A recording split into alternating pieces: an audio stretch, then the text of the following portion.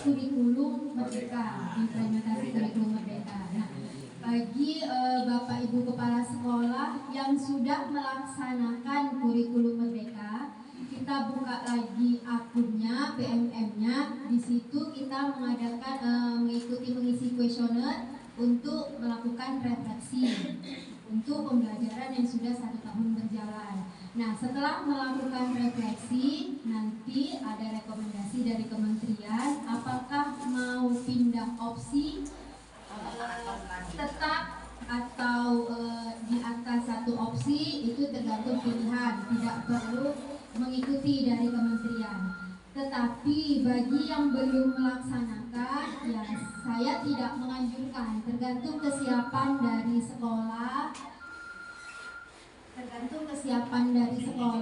Kalau sudah mampu untuk melaksanakan IKM, berarti bisa melakukan pendaftaran sampai tanggal 31 Maret.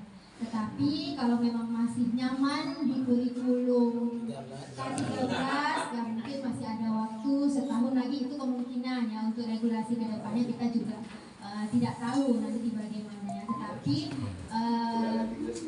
kalau memang mau daftar juga, dampingi OP-nya seperti Pak Adi tadi bilang, dampingi OP-nya, karena itu menggunakan akun kepala sekolah, berarti kepala sekolahnya yang bertanggung jawab atas pelaksanaan IKM.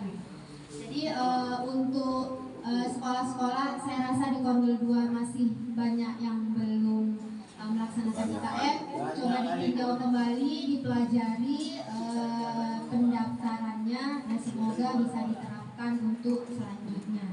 Nah, hanya itu saja yang saya sampaikan. Assalamualaikum warahmatullahi wabarakatuh.